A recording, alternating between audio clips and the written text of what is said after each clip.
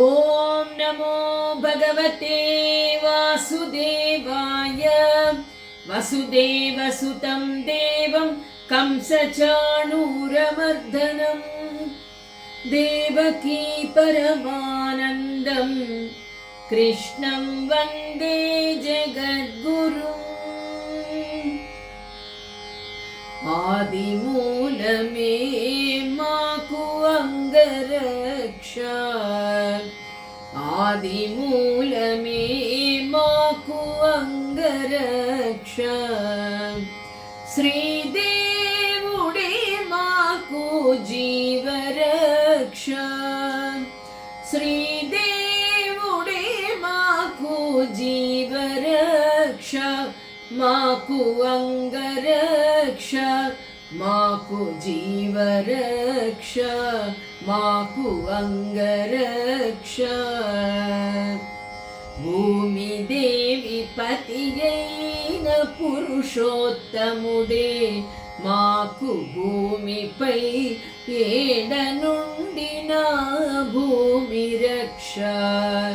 భూమిదేవి పతియైన పురుషోత్తముడే మాకు భూమిపై ఏడ నుండి నా భూమి రక్ష. ఆమని జలదిశాయి అయిన దేవుడే మాకు, ఆమని జలదిశాయి అయిన దేవుడే మాకు. సామీప్యమందున్న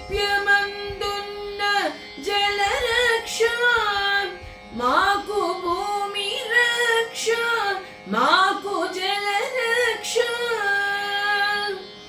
ఆదిమూలమే మాకు అంగరక్ష, శ్రీదేవుడే మాకు జీవరక్ష, మాకు జీవరక్ష, మాకు అంగరక్ష, మాకు జీవరక్ష.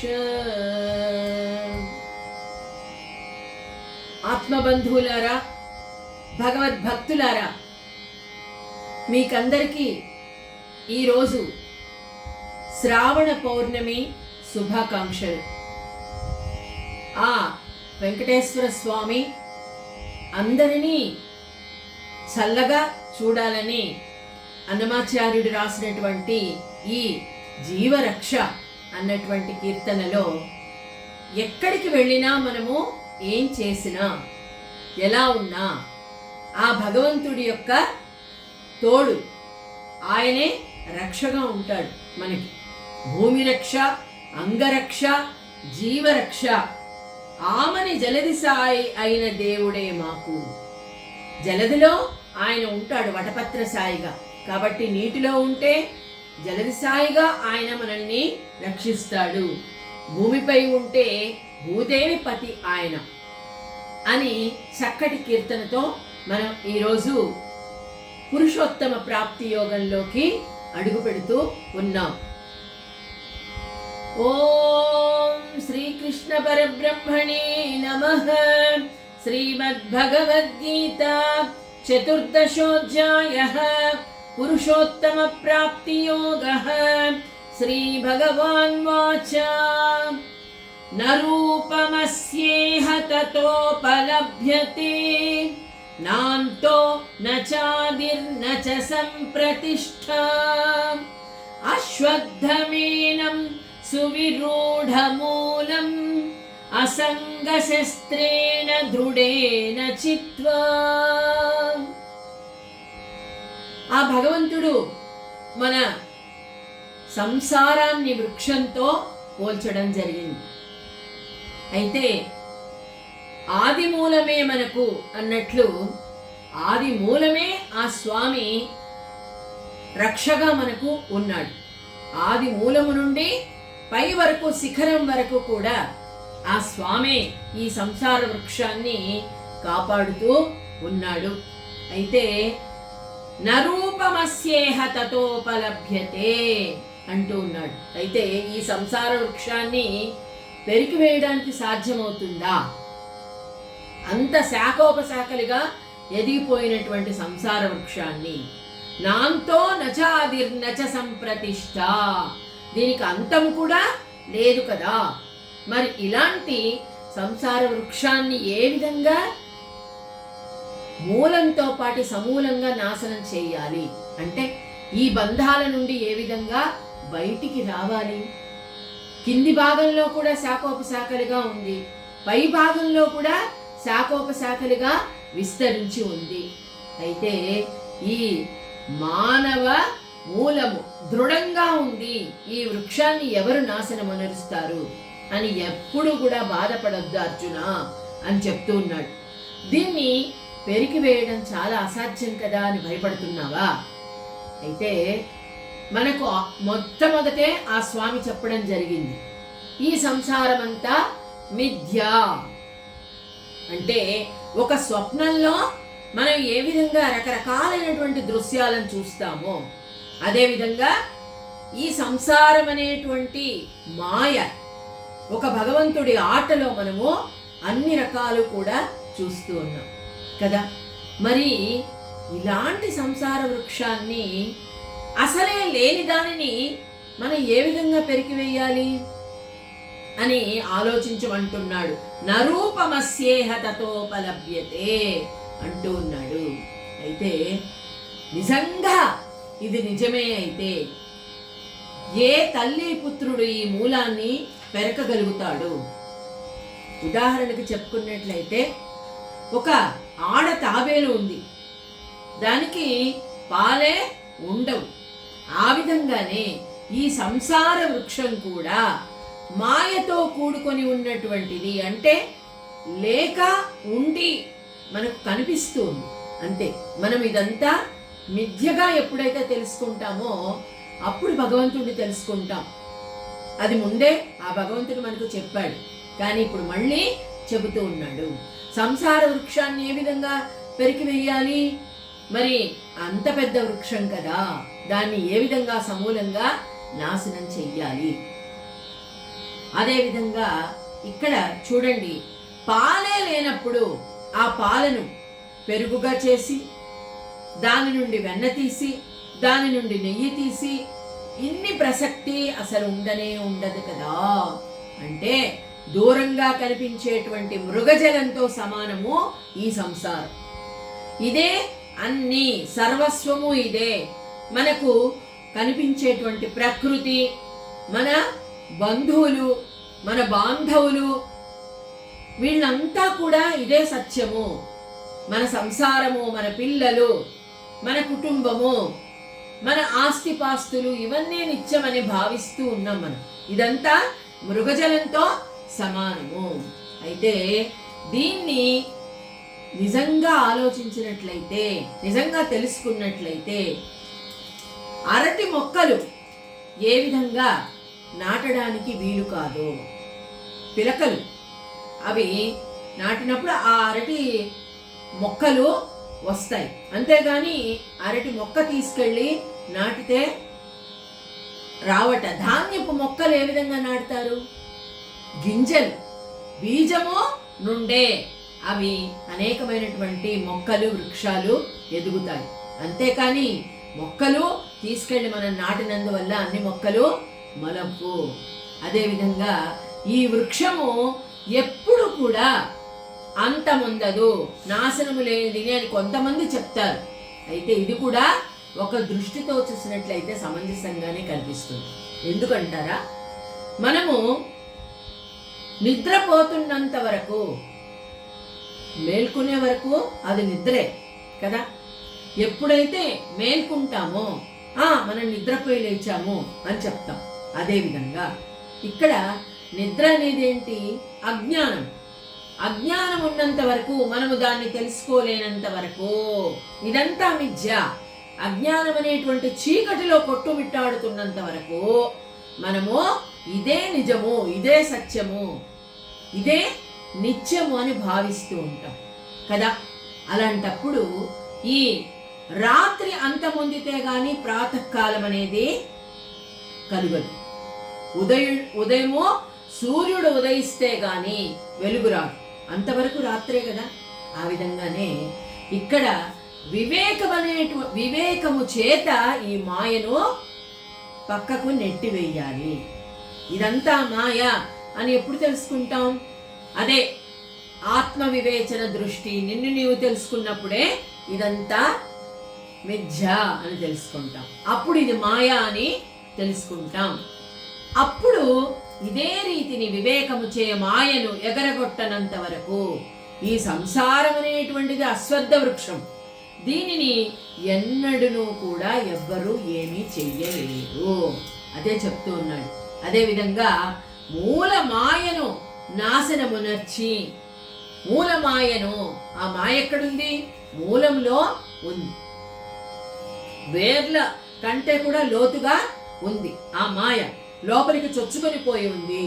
ఆ మాయను పెకలించి పైకి ఎప్పుడొస్తాము? జ్ఞానోదయమైనప్పుడు. అదే ఆత్మజ్ఞానం. మనల్ని మనము తెలుసుకున్నప్పుడు మాత్రమే ఈ సంసార వృక్షము కూడా అంతమొందుతుంది అని చెప్తూ ఉన్నాడు.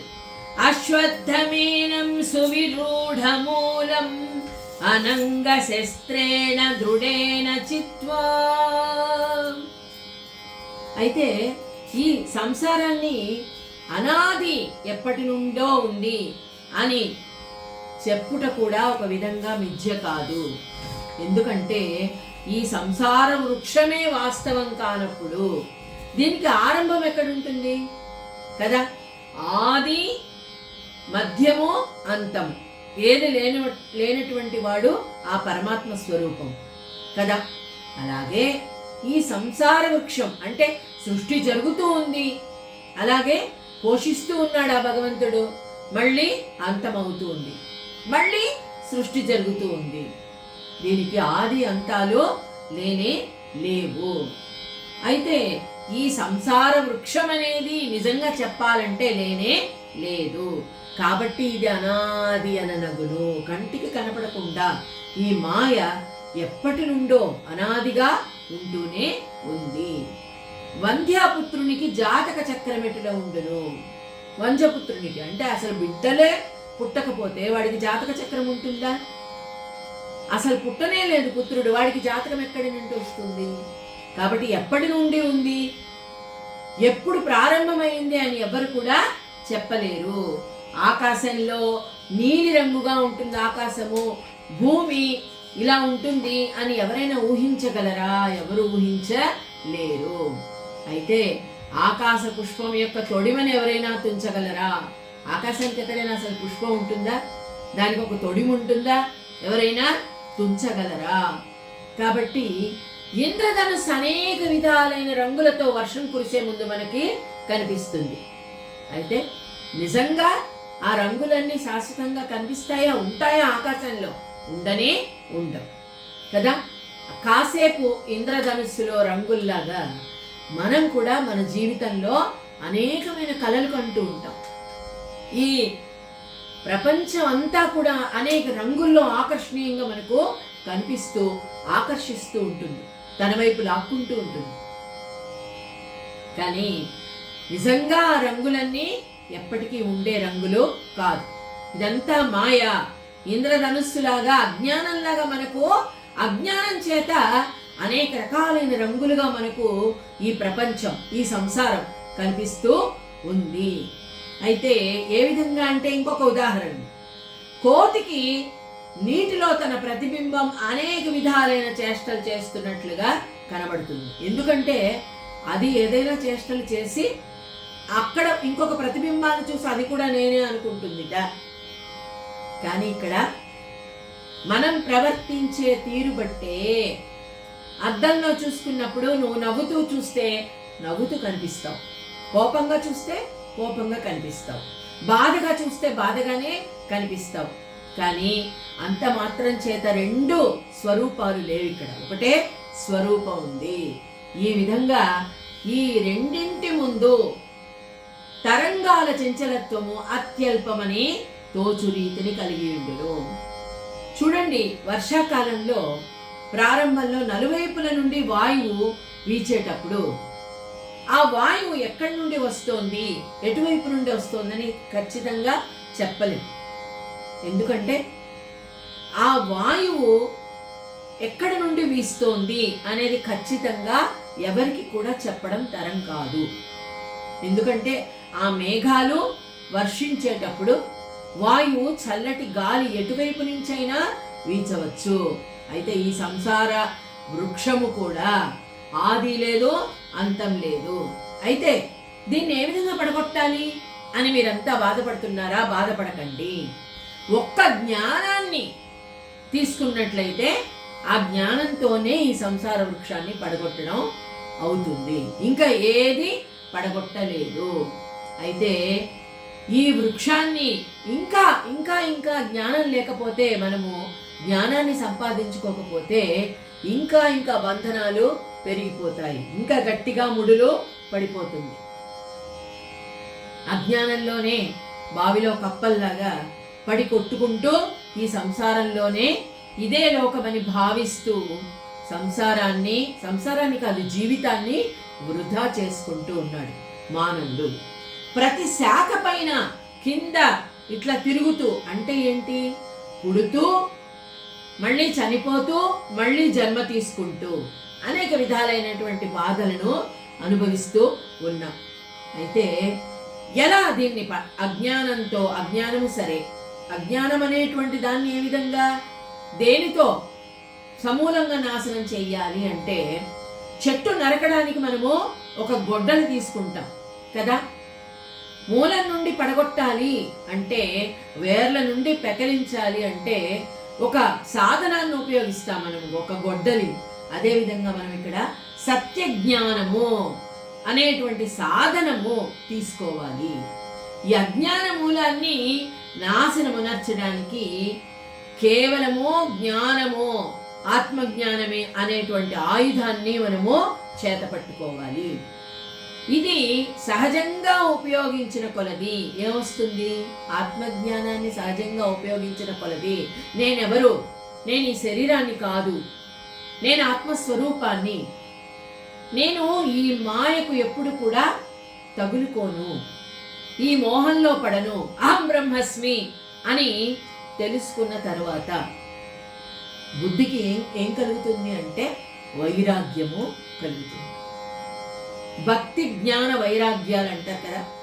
జ్ఞానం కలిగితే, ఎప్పుడైతే జ్ఞానం కలుగుతుందో, నువ్వెవరవో తెలుసుకున్న తర్వాత వైరాగ్యం అనేది బుద్ధికి అలవడుతుంది దానంతటదే.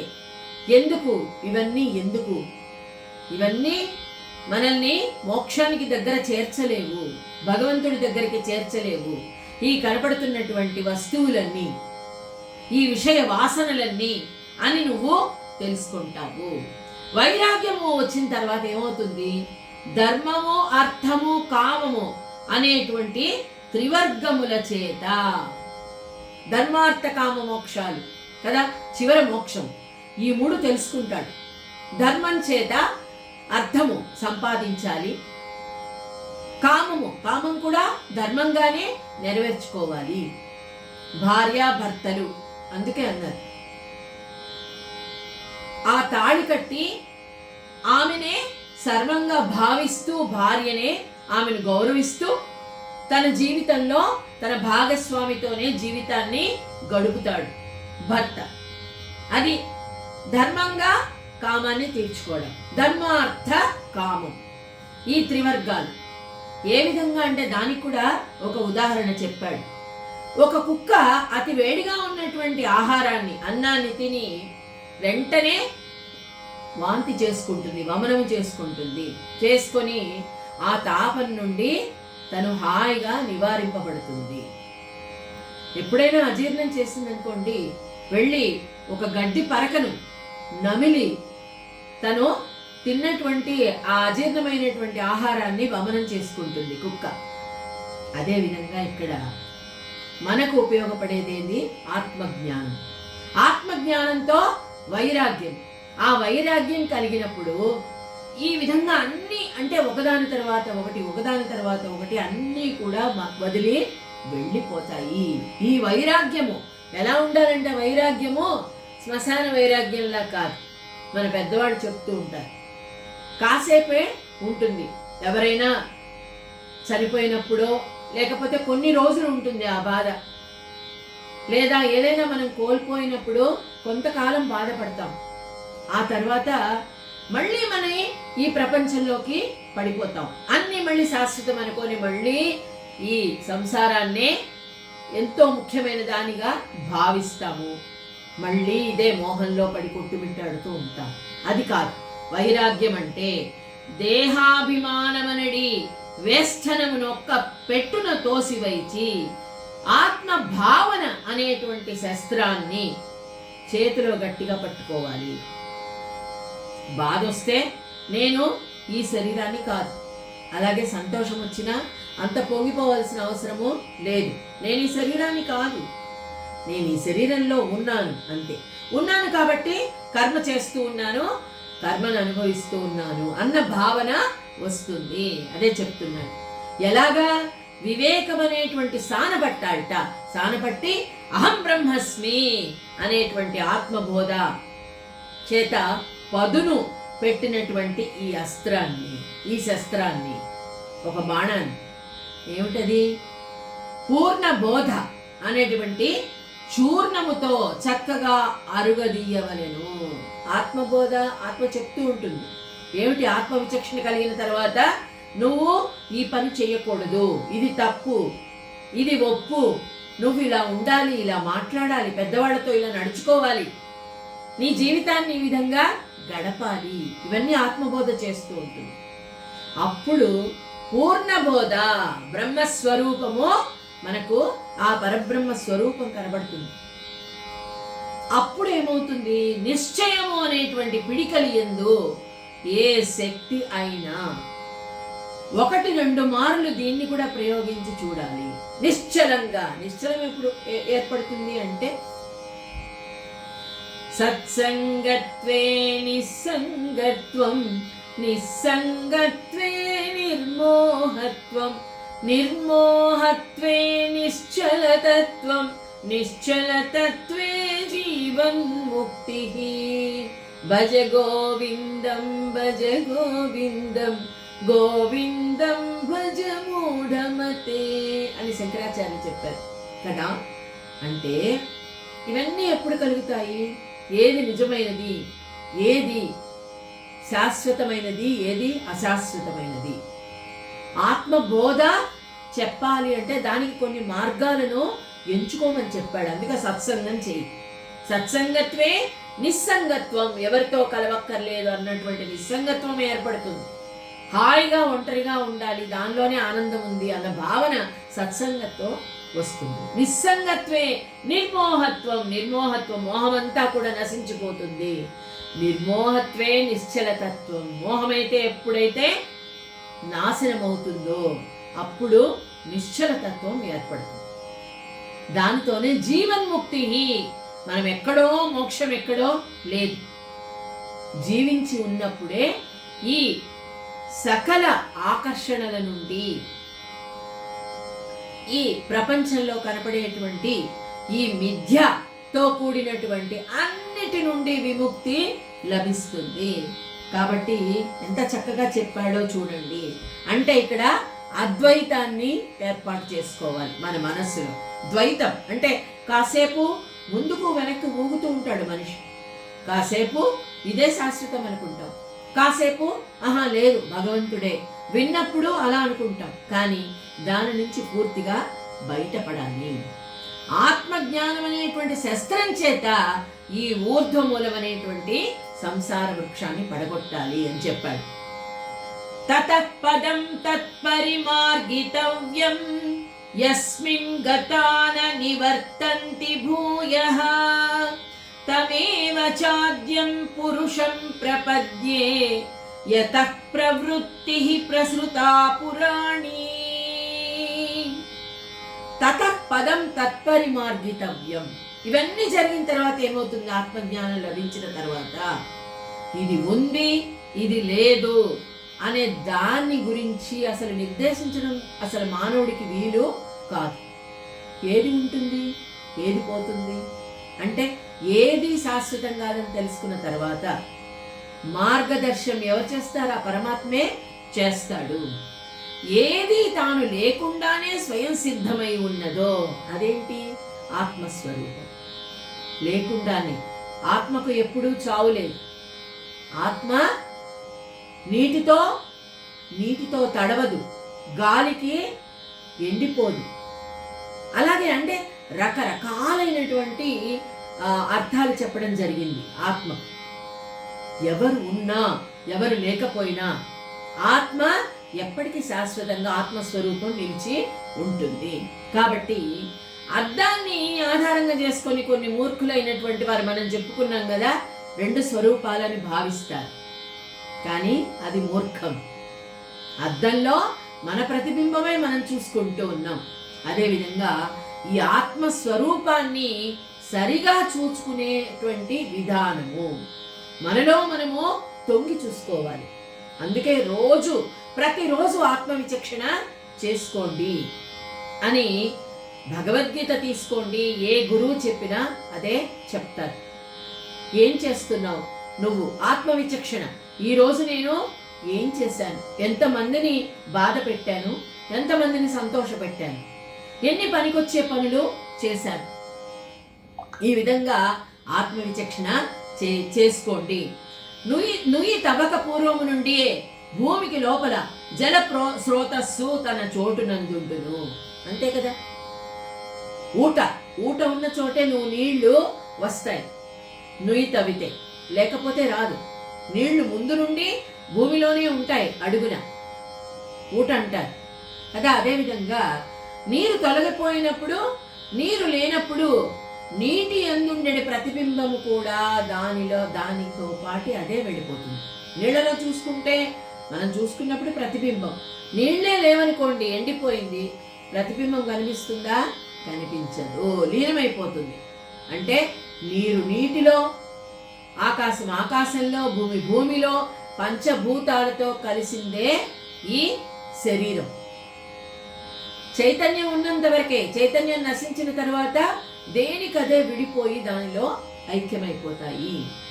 మండడం ఆగిపోయిన తర్వాత అగ్ని తన మూల స్వరూపంలోకి వెళ్ళిపోతుంది కదా. ఆత్మస్వరూపాన్ని ఆ విధంగా చూడాలి. నాలుక ఏ విధంగా అంటే, నాలుక స్వయంగా తన స్వాదాన్ని తనే రుచి చూసుకున్నట్టులా. ఎలా? తన నాలుక తన స్వాదాన్ని, తన రుచిని తన నాలుకతోనే చూసుకున్నట్లా. నేత్రాలు తమ కనుపాపలను తామే చూచుకున్నట్టులా. అంటే ఎవరిలో వాళ్లలోనే ఆత్మస్వరూపం దాగి ఉంది, ఎక్కడో లేదు. భగవంతుడు కూడా అందుకే నీవు విగ్రహ రూపంలో ఎందుకు నువ్వు పూజించాలి అంటే, నీ మనసు నిశ్చలమయ్యేంత వరకు స్వరూపం అనేది తప్పకుండా ఉండాలి. ఎందుకు ఉండాలి? ఎందుకు ప్రతిష్ఠ చేయాలి? ఎందుకు భగవంతుణ్ణి చూడాలి అనేక రూపాల్లో? ఎందుకు గుడికి వెళ్ళాలి? ఇవన్నీ కాదు. మనము అట్లాంటి స్థితికి చేరుకునే వరకు, అంటే భగవంతుణ్ణి మనసులో నిలుపుకునేంత వరకు, మనసు నిశ్చలమయ్యేంత వరకు మనకు ఆ స్వరూపం అవసరమే. ఆ తరువాత ఏ విధంగా అంటే, తమ కనుపాపలను తామే చూసుకున్నట్లుగా ఆత్మస్వరూపాన్ని చూసుకున్నట్లు, లేదా తేజస్సులో కలిసిపోతుంది. ఈ విధంగా ద్రష్ట ఎవరిని చూడకుండాను మరియు ద్రష్ట కాకుండాను చూడవలెనో, ఏ వస్తువును ఆద్య పురుషుడందురో దానిని గురించి ఉపాధిని ఆశ్రయించే శృతి గ్రంథాలు వ్యర్థంగా రకరకాలుగా వర్ణనలు చేస్తూ ఉన్నాయి. అంతే కదా. ఎవరిని గురించి తెలుసుకోవాలో నీలోనే ఉన్నాడు, నీ ఆత్మలోనే ఉన్నాడు. ఎక్కడెక్కడో గ్రంథాలు చదవాల్సిన అవసరం లేదు. రూపములో మన మనసులో నిలుపుకోవడానికే, మనసు స్థిరంగా నిలుపుకోవడానికే. అయితే లౌకిక సుఖాలు, స్వర్గ సుఖాల చేత పూర్తిగా విసిగిపోయినటువంటి ముముక్షువులు ఉంటారే, వాళ్ళు మళ్ళీ వెనక్కి రారు. మనం చెప్పుకున్నాం కదా, నిజమైనటువంటి జ్ఞానాన్ని నెయ్యితో పోలుస్తారు. పాలు కాచి, అదేవిధంగా తోడు పెట్టి, పెరుగు నుండి వెన్న తీసి, వెన్న నుండి వెన్న చిలికిన తర్వాత, అదే వెన్న వేడి చేసిన తర్వాత నెయ్యి వస్తుంది. అయితే నెయ్యి మళ్ళీ పాల స్వరూపానికి రాదు. అదేవిధంగా ముముక్షువులు, భగవంతుణ్ణి నిజంగా తెలుసుకున్నటువంటి వారు ముముక్షువులు. ఈ లోకంలో ఉంటూనే సన్యాసులు, కర్మ సన్యాసులుగా ముక్తిని పొందినటువంటి వాళ్ళు ఎలా ఉంటారంటే అన్నిటినీ విసిగి వేసారిపోయిన తర్వాత మళ్ళీ వెనక్కి రమ్మంటే రానే రారు. ఆ విధంగా యోగ జ్ఞానమున ప్రవృత్తులగుదురు. ఇట్టివారు వైరాగ్యమనేటువంటి పందాన్ని గెలిచి సాంసారిక జంజాటాలకు చాలా దూరంగా ఉంటారు. చాలా దూరంగా ఉంటారు అంటే అసలు పూర్తిగా సన్యాసులైపోతారని కాదు. జంజాటాలు అంటే బంధనాలు, జంజాటము అంటే బంధనం. దాన్ని పెంచుకునే కొద్దీ అంటే ముడి వేసే కొద్దీ బంధనము గట్టిగా ఇంకా ఇంకా ముడి వేసే కొద్దీ ఇంకా గట్టిగా పట్టుకుంటుంది. అలా కాకుండా బంధనాలు ఉన్నా సరే తన కర్మను తను నిర్వర్తించుకుంటూ ఆత్మ సుఖాన్ని, ఆత్మ విచక్షణను తెలుసుకొని ఆత్మ సుఖాన్ని ఎవడైతే పొందుతాడో వాడే నిజమైనటువంటి కర్మ సన్యాసి. అంతేకాదు అహంకారమైనటువంటి భావనలు పూర్తిగా వదిలిపెడతాడు కదా. అట్లాంటి వాడికి అహంకారం ఉండదు. మనకు అందరికీ కూడా ఉన్నది అదే, ఇంగ్లీష్లో ఈగో అంటున్నాం మనం. ప్రతి ఒక్కరికి అహంకారం, ఈగో. నేను, నాది, నేను చెప్పినదే వేదం, నా మాటే కరెక్ట్. ఇది అహంకారాలు ఎందుకు ఉంటాయి? అవన్నీ విడిచేసిన తర్వాత, వైరాగ్యాన్ని వంట పట్టించుకున్న తర్వాత ఇక ఈగో, అహంకారం అనేదే ఉండదు. మరియు బ్రహ్మలోక పర్వతాన్ని దాటి ఇంకా ముందుకు వెళతాడు. అంటే ఏంటి? ఆత్మస్వరూపాన్ని తెలుసుకున్న తర్వాత ఇక అంతా కూడా ఆత్మానందము, బ్రహ్మానందము, సచ్చిదానందము. ఎప్పుడు కూడా ఆనందంగానే ఉంటాడు. కాబట్టి ఏ మూల వస్తువు కంటే ముందు మానవుని ఇక ఆరిపోయిన ఆశతో సమానముగు ఇంత పెద్ద విశ్వమాలిక వ్యాప్తి బయటకు వెలువడును. చూసారా? నేను మీరు అనేటువంటి ద్వైతము తన ప్రభావాన్ని చూపిస్తుందో దాన్ని దాటిపోతాడు కదా. అంటే ఈ ప్రాపంచిక విషయాలన్నింటి నుండి ముందుకు వెళ్ళిపోతాడు. ముందుకు వెళ్ళిపోతాడంటే భగవంతుడికి దగ్గరవుతాడు అని. నేను, మీరు, ఇది నాది, ఇది మీది, ఈ సంపాదన, ఈ ఆస్తి, ఈ సంసారము, ఇదంతా నాదే అన్నటువంటి భావనలన్నీ వదిలిపెట్టిన వాడు ముందుకు వెళ్ళిపోతాడు, భగవంతుడి దగ్గరికి వెళ్ళిపోతాడు. ఆద్య వస్తువును, తన ఆత్మస్వరూపమును తనంత తాను మంచువలే, మంచుగడ్డలాగా కరిగించుకుంటాడట. అంతే కదా. అజ్ఞానం అనేది దాటి ముందుకు వెళ్ళిపోయిన తర్వాత సుజ్ఞానమనే దారి అదే కనిపిస్తుంది కదా. అది ఎలా ఉంటుంది? మంచులాగా గడ్డ కట్టుకొనున్నట్టులా చేస్తుంది. ఈ స్వరూపాన్ని గుర్తించడానికి మరి ఒక లక్షణము కలదు. అదేదని అంటామా? ఇక ఇచ్చటగల ప్రశ్న, స్వరూప దర్శనం ఎట్లా కలుగుతుంది? ప్రళయకాలంలో జలమంతటను నిండి ఉండు రీతిని ప్రతి అవయవమునందును జ్ఞానము పరిపూర్ణముగా నిండి ఉన్న మానవునకు మాత్రమే ఆత్మస్వరూపము ప్రాప్తిస్తుంది. మరి ఆత్మజ్ఞానం అంటే ఏమిటి? ఏదో తెలుసుకోవడం మాత్రమే కాదు, ప్రతి అవయవము కూడా అంటున్నాడు. అంటే మనము ఇంద్రియాలకు కట్టుబడి పనిచేస్తూ ఉన్నాం, కర్మలన్నీ చేస్తూ ఉన్నాం, కావాలనుకొని అన్నీ అనుభవిస్తూ ఉన్నాం. తినడానికి రుచైన ఆహారం కావాలి, కట్టుకోవడానికి ఆకర్షణతో కూడిన వస్త్రాలు కావాలి, అలాగే ధరించడానికి ఆభరణాలు కావాలి, ఎన్నో కావాలి మనకు. అంటే ఈ అవయవాల కోసం మనము ఆలోచిస్తున్నాం. ఈ అవయవాలలో ప్రతి అవయవానికి ఆత్మజ్ఞాన బోధ కలిగినప్పుడు మాత్రమే ఆత్మస్వరూపము కనిపిస్తుంది, ప్రాప్తిస్తుంది అర్జున అని చెప్తూ ఉన్నాడు. ఇంకా భగవంతుడు ఏం చెప్పబోతాడో రేపటి రోజున తెలుసుకుందాం. ఓం శ్రీకృష్ణ పరబ్రహ్మణే నమః.